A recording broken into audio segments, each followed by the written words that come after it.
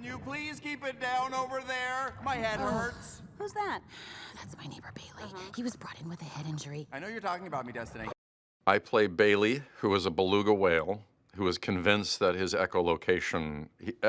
beluga whales have the ability to echolocate, which is essentially a sonar, which is pretty incredible. I actually came in trying to sound, when I first started the recording, I came in trying to sound like I was, like a beluga whale looks. So I came in very congested and all of that, and they were like, well, that's really fun. Why don't you go ahead and just do it in your voice? So I was like, okay, right, good to know. But that gives you a sense of like, they look crazy. They have these huge kind of bulbous heads, but that's how they echolocate.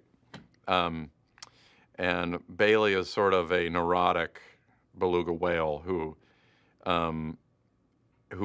believes he can't echolocate anymore, even though he can. He just lacks confidence. He thinks he can't use his echolocation, but I've overheard the doctors talking. I'm right here. There's not a thing wrong with it. Every word you're saying about me. DORY is trying to find her family, and Bailey is enlisted to help her, along with Destiny. Destiny is a whale shark. They are tank mates at the Marine Life Institute. They're friends. And over the course of the movie, the three of them really help each other to kind of become more confident and to be more whole. Destiny has bad vision and can't swim. Bailey's just neurotic and has all kinds of psychosomatic stuff.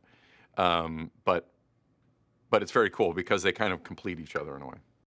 What's echolocation? Well, Bailey's head is supposed to put out a call, and the echo helps him find objects far away.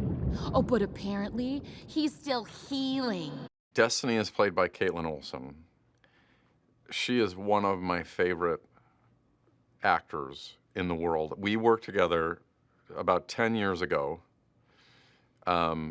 And when I found out, so basically we worked together for 10 years. We just had a 9-year hiatus. We started working together again about a year ago. And I just was thrilled that she was doing it. She's so funny. The thing we did, which was 10 years ago, she was playing a character that did a bunch of different voices, that had a bunch of like sound effects for this sitcom. And when she was done, we were marveling at what she was doing. She was so talented.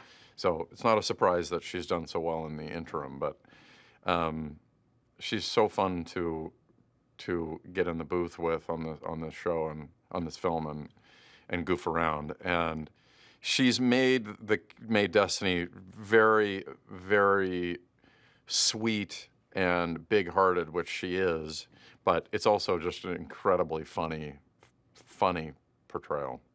No, I know you're talking about me. I really can't echolocate. I cannot have this conversation again. I just hit can't. my head very hard out there. See how swollen it Your is? head is supposed to be big. You're a beluga.